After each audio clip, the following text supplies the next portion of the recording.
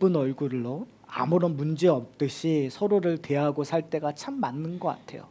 그러나 사실 우리의 내면을 보거나 우리의 가족을 보거나 아니면 우리의 인생을 이렇게 돌아보면 사람들에게 알리고 싶지 않는 우리의 내면의 문제들이 있습니다. 근데 현대 사회에는 그 내면의 모습조차도 밖으로 쉽게 내놓을 수밖에 없는 상황에 있죠. 사실은 질병이라는 것, 현대에 살면서 우리가 옛날에는 알지 못했었던 것들을 우리는 알면서 살아요. 대표적인 예들이 당원들이시죠. 당뇨를 많이, 옛날에는 그 당뇨라는 개념이 참 없었던 것 같아요. 최근에 우리가 하면서 우리는 당뇨라는 것들을 알아요. 그 당뇨를 모를 때와 알 때의 차이는 상당히 많은 것 같아요. 우리 당뇨를 투병하고 계시는 분들은 그것이 되게 짐이 돼버리는 느낌, 그것이 속박이 되는. 그래서 당뇨를 가지신 분들은 음식을 조절해야 되는 것들이 큰 부담으로, 그리고 늘 조심해야 되는, 그러니까 어떻게 보면 그게 속박이고 억압일 수 있는 것 같아요. 그런 질병으로부터 우리가 갖고 있는 죄의 문제로까지 속박이라는 것들에 대해서 여러분 어떻게 생각하세요? 사실 왜 제가 설교를 이렇게 시작하냐면, 오늘 본문을 이렇게 준비하면서 처음에 제가 집중했던 거와 이제 설교를 마치고 다시 한번 묵상하면서 제가 집중해야 될 부분, 어떻게 설교를 시작해야 될 부분이 좀 바뀌었어요. 바뀐 이유 중에 하나가, 저의 설교의 대부분은 예수님이 하신 것들, 그리고 회당장의 잘못된 반응들에 대한 내용들이 거의 대부분이었어요. 그러다가 오늘 본문에 나와 있던 실질적으로 큰 은혜를 입은 사람은 사실은 18해 동안에 꼬부러져서 펴지 못했던 이 여인이잖아요. 그러면서 그냥 한 해도 아니라 10년도 아니라 18해 동안이라는, 의도적으로 누가는 우리에게 이 여인이 얼마나 고생을 했는가, 장시간의 고통 속에 있는가를 설명을 해주고 있어요. 근데 한번 좀 생각해 봤어요. 이게 도대체 어떤 의미일까? 꼬부라져서 조금 더 펴지 못한다라는 것이 도대체 어떤 의미일까? 사실은 저희는 대단한 병, 큰 거에 대해서는 심각성을 갖고 살아가는 것 같아요. 근데 저희가 종종 이렇게 꼬부라진 분들을 가끔 보기는 해요, 여러분. 그렇죠? 나이가 드신 분들이 정말 거의 거의 90도로 이상 굽혀져서 움직이시는 분들을 저희는 종종 보게 됩니다. 그때 여러분들이 갖고 있는 심정들이 어떻죠? 참 힘드시겠다라고 하지만 그건 내가 보는 순간에만 느끼는 감정일 것 같아요. 근데 오늘 본문에서는 이 여인이 18해 동안에 구부러져서 펴지 못했다고 얘기하고 있습니다. 저는 오늘 본문을 통해서 저희들의 사소한 것들의 불편함, 저희들이 갖고 있는, 경험하고 있는 사소한 것들의 억압, 구속, 속박, 이런 것들에 대해서 좀 센시티브해지는 시간들이 되셨으면 좋겠어요. 자, 무슨 말이냐면요, 우리는 어떤 심각성을 가질 때 종말이라든지 아니면 어떠한 큰 병이라든지 아니면 어떻게 큰 죄라든지 그 대단한 거에 대한 심각성은 우리가 누가 말하지 않아도 그냥 받아들이는 것 같아요. 그러나 우리에게 사소한 것들에 대한 속박, 구속에 대해서는 이게 너무 그냥 그럴 수 있겠지. 그러니까 나한테도 그렇지만 상대방의 모습을 보고도 우리는 국률함을, 애통함을 여기지 않을 때가 많아요. 그렇지 않습니까? 그러니까 나에 대한 죄의 문제에 대해서도 그것이 10년이 지나고 20년이 지나면 그거를 당연한 나의 연약함으로 이해할 때가 참 많은 것 같아요. 죄에 대한 심각성으로 보지 않고요. 그건 그냥 그럴 수 있어라는 연약함으로 볼 수 있는 것 같아요. 근데 그것들이 나한테도 그렇다면 우리 상대방을 봤을 때에도 어떤 분이 예수를 믿는 것들을 한 10년이고 20년이고 거부하면 우리의 마음속에 어떻게 하죠? 처음에는 예수 믿지 않는 거에 대해서 애통해서 복음을 막 전하려고 그랬어요. 근데 5년이 지나고 10년이 지나도 정말 요동치 않고 변하지 않으면 내 마음 또한 딱딱해지고 더 이상 그래 저 사람은 아무 소망 없어 라고 지나쳐 가는 것들이 우리의 모습인 것 같아요. 근데 오늘 본문은 그러한 무딤에 그러한 그냥 평범함을 예수님께서 뒤집으시는 일들이에요. 평범함 속에 예수님께서 폭탄을 투여해요. 근데 오늘 이 본문의 문제점은 그 폭탄을 오해하는 거에 있습니다.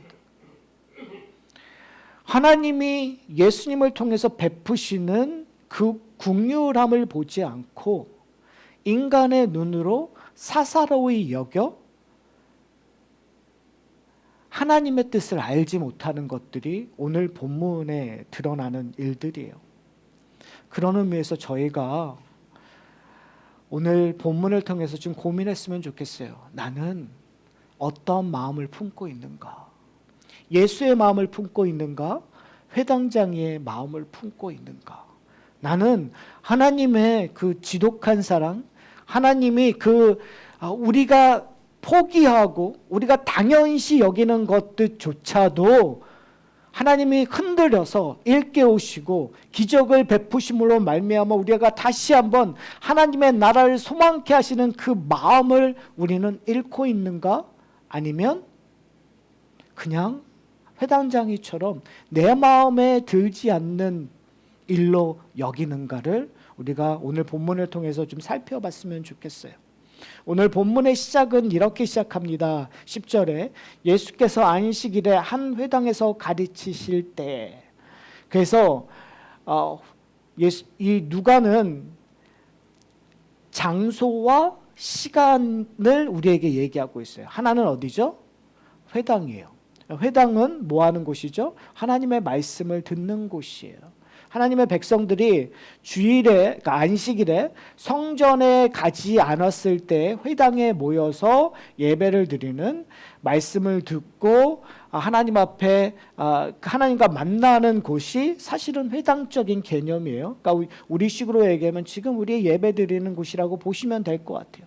바로 그곳에서 오늘 그 시간적인 부분은 안식일이라고 얘기했어요. 안식일은 어떤 곳이죠? 구별되는 시간들이에요. 다른 엿새와 구별되는 곳, 그래서 구별되기 위해서 회당에 모였었던 거예요. 회당에서 하나님의 말씀을 듣고 하나님 앞에 기도하고 그들이 하나님의 백성됨을 확인하는 장소예요. 그러니까 지금 어떠한 시간이죠? 되게 뜻깊은 시간이고 구별되는 시간이고 의미가 부여되는 시간에서 일어나는 거예요. 다른 말로 얘기하면 이 땅에서 가장 좋은 일이 일어나야 되고 가장 의미 있는 시간이 되어야 되는 곳이에요. 바로 그때 어떤 일이 일어나냐면 누가는 우리에게 한 여인에게 집중하기를 원합니다. 그 여인은 18해 동안에 귀신 들려 앓으며 꼬부라져 조금 더 펴지 못하는 한 여자가 있다고 얘기해요. 성경을 읽다 보면 집중하는 그 인물에 따라서 뭘 강조하고 싶냐도 다른 것 같아요. 어떨 때는 부자에게 집중해요.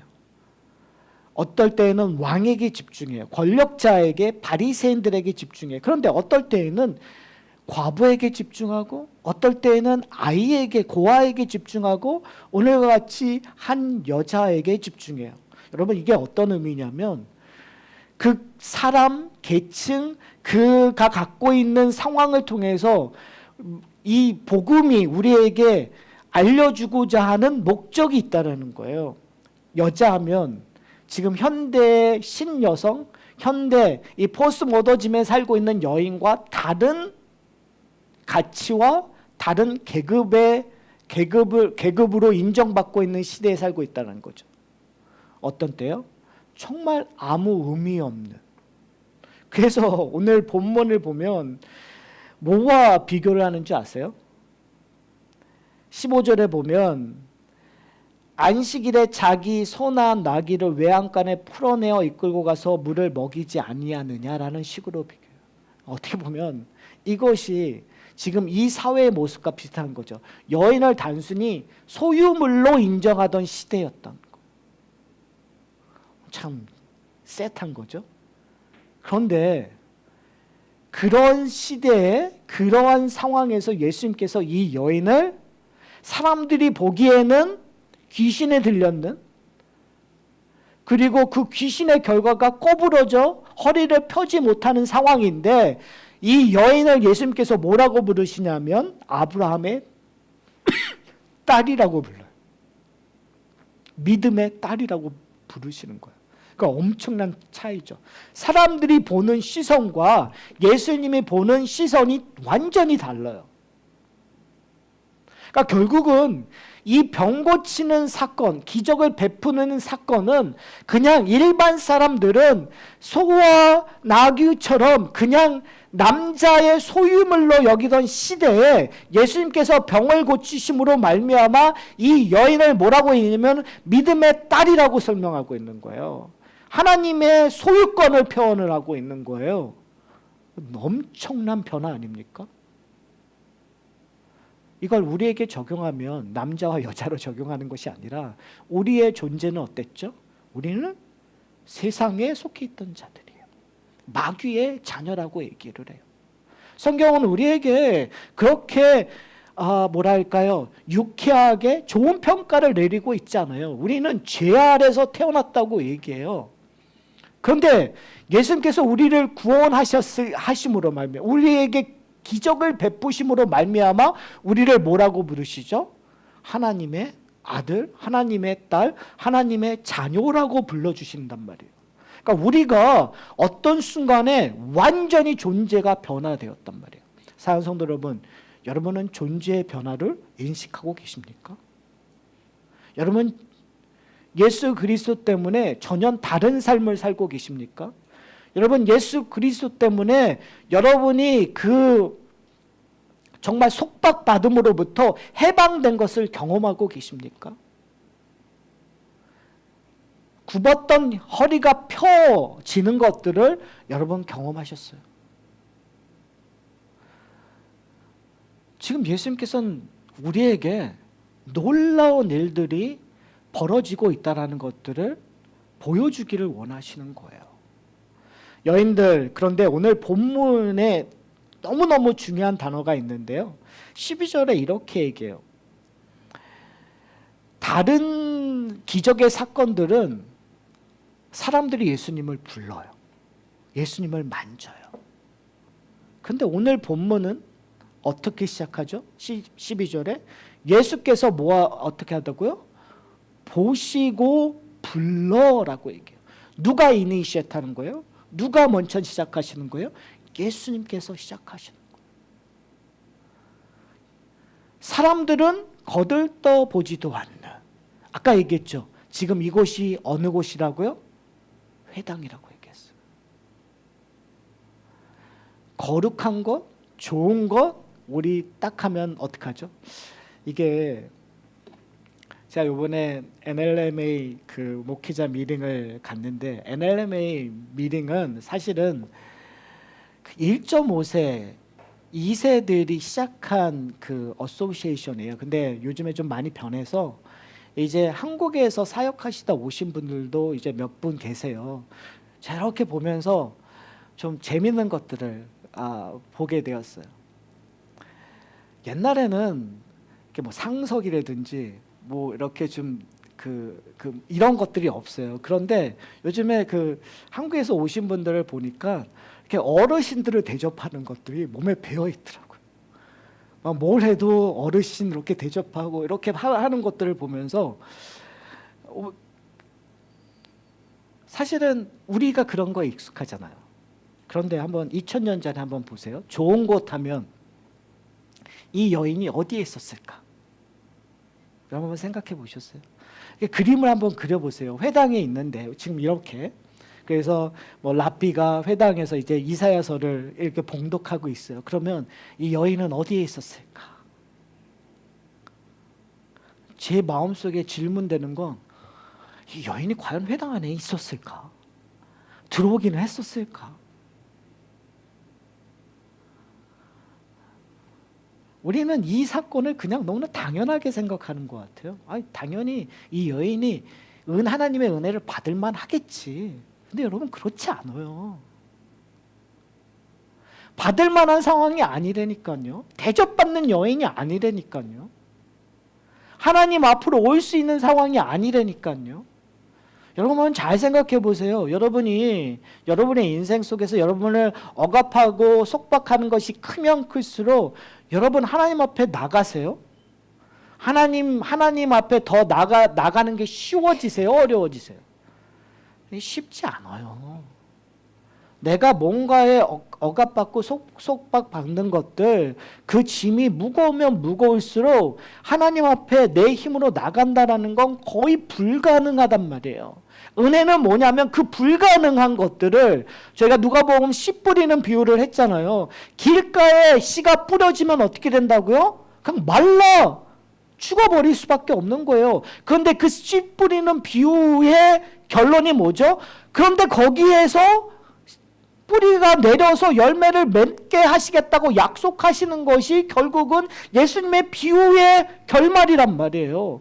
불가능한 것들이 가능하게 하는, 분명히 우리는 외치지도 않고 찾지도 않는데, 절망 속에 있는데, 하늘이 무너져가지고 더 이상 빛이 보여지고 있지 않는데, 예수님이 우리에게 빛을 비춰주시는 놀라운 기적이 우리의 인생 속에 일어났었단 말이에요, 여러분. 이 여인에게 이 사건이 일어나는 거예요. 어떻게 해요? 예수님께서 먼저 보시고 그녀를 부르시는 거예요. 어떤 상황에서 보시는 걸까요? 한번 생각해 보세요. 회당장에 권력자도 있을 거고 랍비도 있을 거고 정말 좋은 옷을 입은 자들도 있을 거고, 그런데 예수님께서 누굴 보는 거예요? 허리가 구부러져 있으면 그 여인을 뒤에 저기 숨어 있다면 볼 수 있는 가능성이 여러분 희박하겠죠.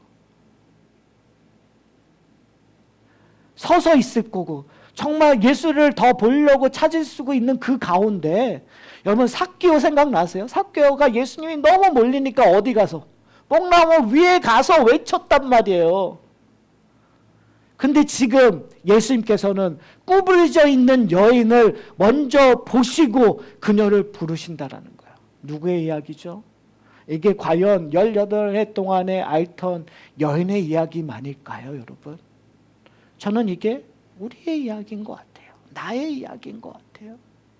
그리고 아직도 복음을 듣지 않고 우리가 포기한 사람들의 이야기일 거예요.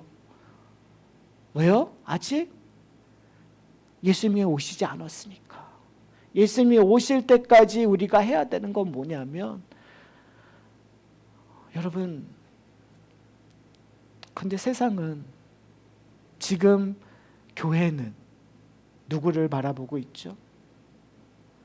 농담을 삼아서 그런 얘기를 하죠. 우리 교회에 좀 부자가 왔으면 좋겠다. 우리 교회에 좀 명망 있는 사람이 왔으면 좋겠다. 우리 교회는 뭔가 대단한 사람들이 와서 우리 교회가 괜찮은 교회가 되었으면 좋겠다라는 얘기를 서슴없이 하는 시대가 되어버렸어요. 교회가 바라봐야 될 사람들, 바라봐야 될 지점은 어딜까요? 왕궁일까요? 멋있는 대저택일까요? 아니면 저 빈민가일까요? 저 힘없는 사람일까요? 오늘 본문을 통해서 우리가 알 수 있는 건 예수님께서 어디를 바라봤다는 거예요. 정말 보잘것없는 18해 동안에 고생한 그 여인을 바라보았다라는 거죠. 그렇다면 예수 그리스도의 제자된 우리들은 과연 우리의 눈을 어디로 바라봐야 될까? 우리의 시선의 종착점은 어디가 되어야 될까? 우리가 한번 고민하는 시간이 되었으면 좋겠어요. 그러면서 예수님께서 이렇게 얘기하세요. 여자여, 내가 내 병에서 놓였다 하시고 예수님께서 안수하시니 여자가 곧 펴고 하나님께 영광을 돌리는지라.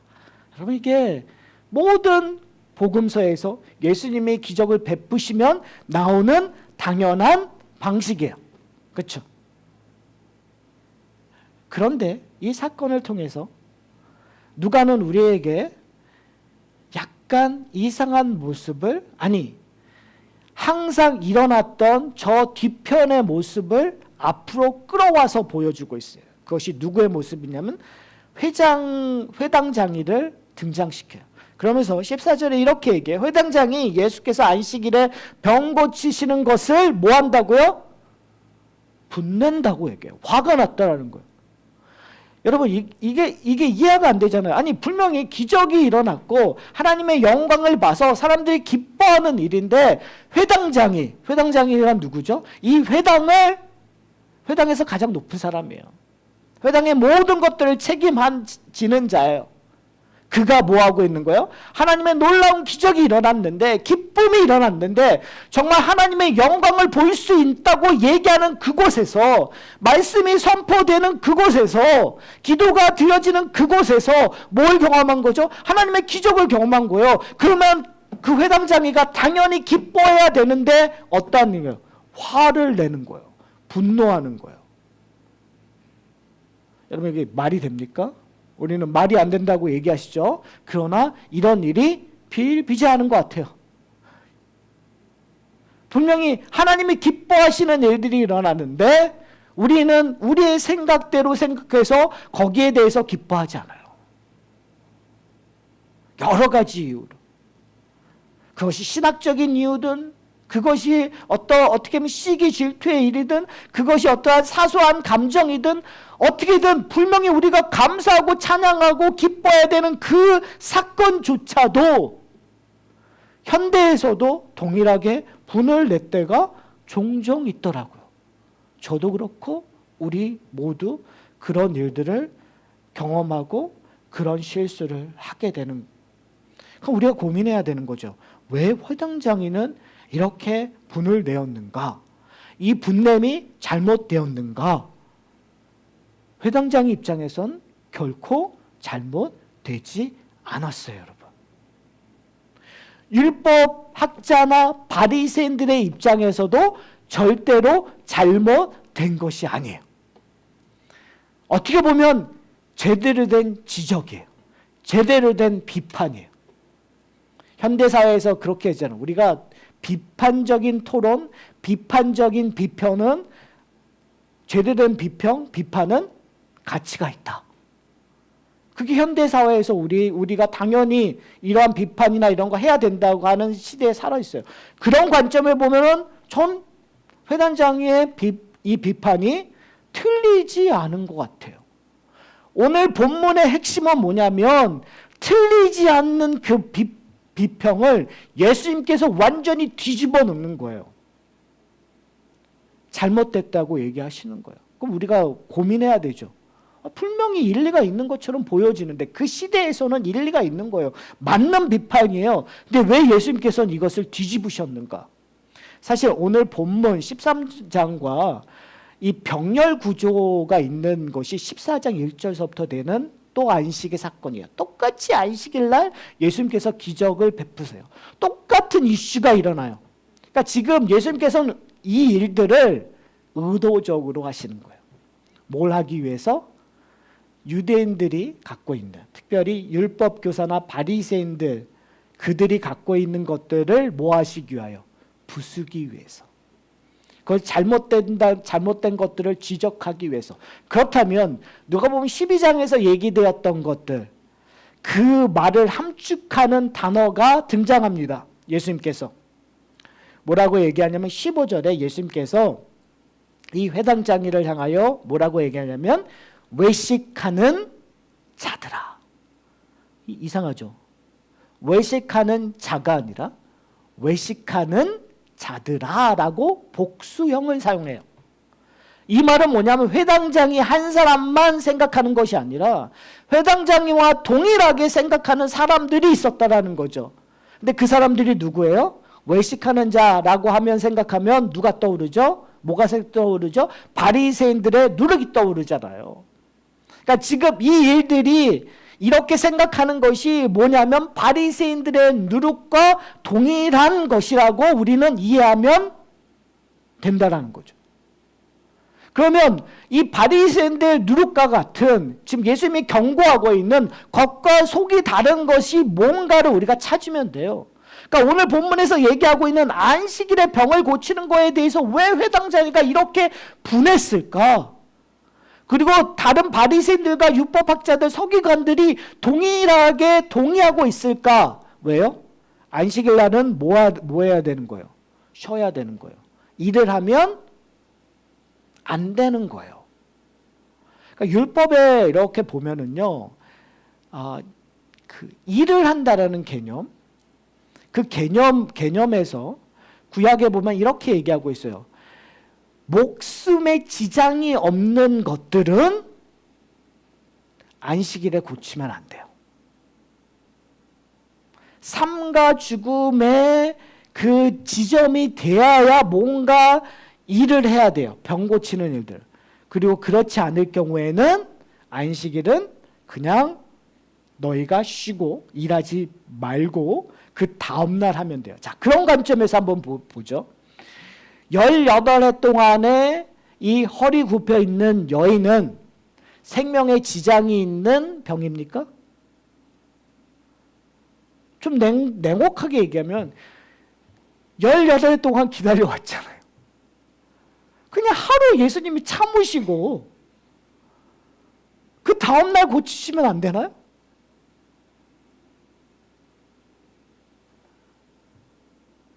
그럴 수 있잖아요. 그러니까 이렇게 보면 회당장이의 의미가 맞아요, 틀려요?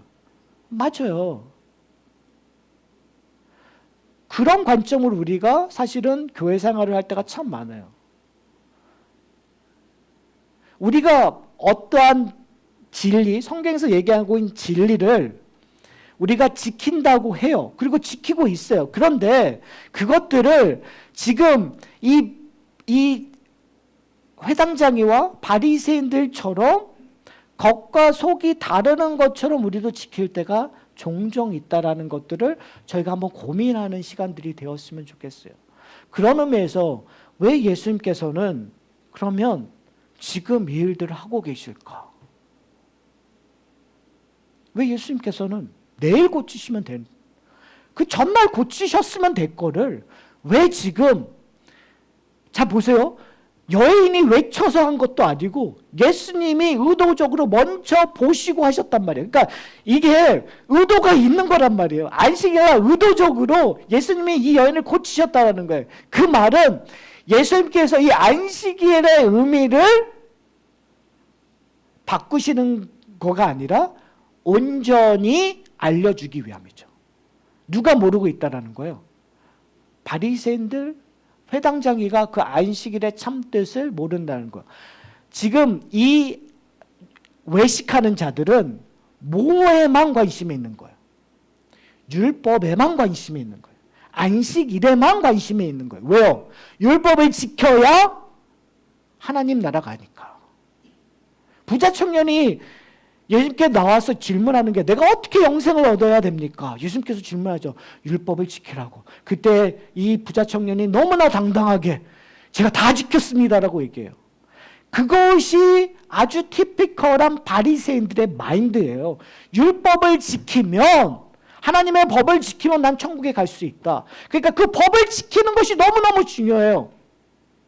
그러니까 우리는 신앙생활을 했었을 때 내가 천국 가는 거, 그 천국 가기 위해서 우리가 지켜야 되는 것들에 대해서 우리가 목숨 걸 때가 참 많아요. 왜요? 그것이 우리로 하여금 구원을 확인시켜 주니까. 그래서 어떤 교회 가면 주일 성수해야 된다, 11조 해야 된다, 뭐 해야 된다고 하면 그것을 지키는 거에 최선을 다하는 것, 그것이 나의 신앙, 나의 믿음을 확인하는 걸로 우리는 이해해요. 근데 문제는 뭐냐면 그런 데에서 지금 예수님께서 폭탄을 투여하시는 거예요. 안식일의 의미는 그것이 아니라는 거예요. 안식일에는 그냥 아무것도 일 안 하는 걸로 만족하면 안 된다라는 거예요. 그러면 왜 예수님께서 왜 하필 여러 가지 일이 있을 텐데 이 여인을 구원하셨을까요? 안식일의 의미가 거기에 담겨져 있기 때문에 그래요. 안식일은 완성의 의미가 있어요.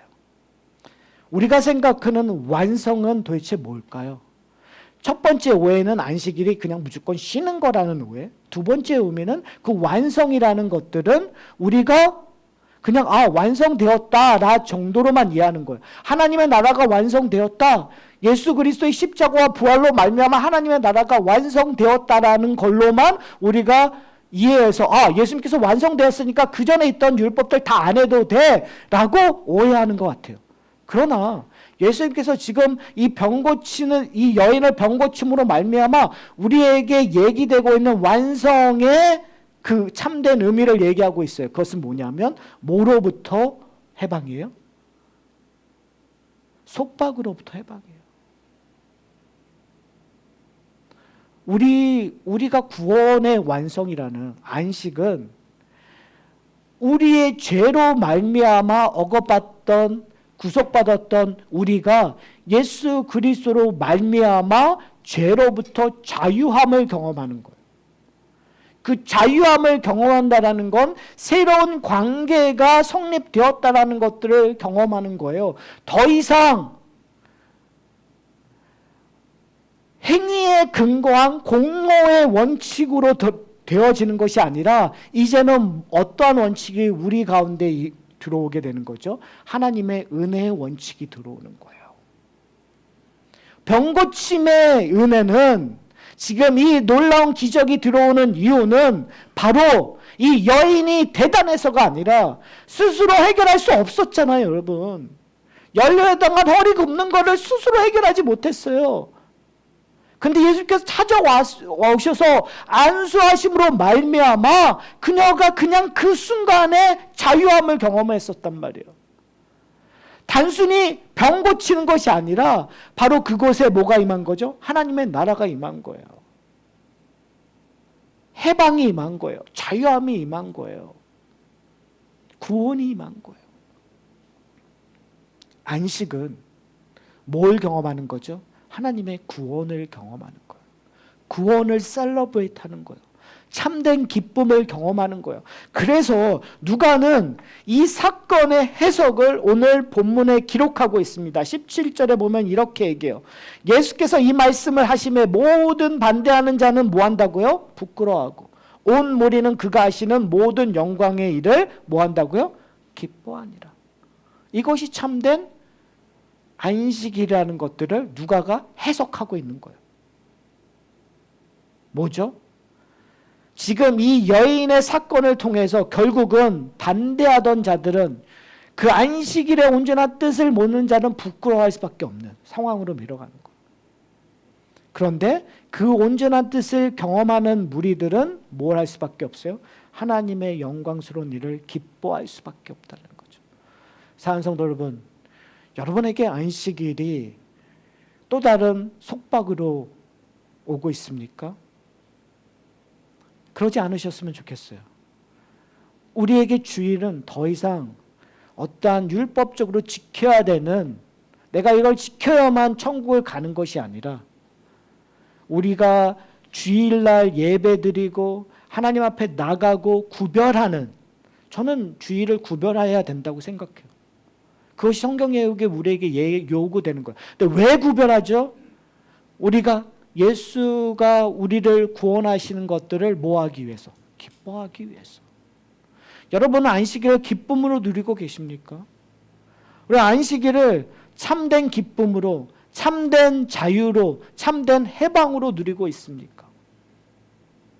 만약에 그걸 누리고 있다면 우리는 이 열흘 동안에 허리 굽혀 살던 이 여인과 동일한 감사와 찬양과 영광을 돌리는 일들이 일어날 거라고 생각합니다. 이제 설교를 마치려고 합니다. 여러분, 우리는 속박되었다가 우리는 해방한 자들이에요. 근데 그것이 우리의 공로가 아니라, 우리가 뭔가 지켜서가 아니라 예수님께서 먼저 성령을 통해서 찾아와 주셔서 우리의 이름을 부르셨기 때문에 우리는 속박됐어요. 자유되었어요. 근데 하나 뭐가 문제냐면 우리는 자유됨을 자꾸 놓치는 것 같아요. 우리가 자유됐다고요, 여러분. 해방되었다고요. 근데 왜 자꾸 허리를 굽히세요? 허리를 굽히실 필요가 없어요. 허리를 피셔야 돼요. 하나님이 기뻐하시는 삶으로 우리를 움직이셔야 돼요. 그것이 우리에게 준 축복이라는 것들을 놓치지 않는 여러분 되셨으면 좋겠어요. 또 하나, 아직도 속박에, 아직도 고난 속에서 있는 우리 주의 사람들이 있습니다. 그들을 우리가 그냥 외면하지 않으셨으면 좋겠어요.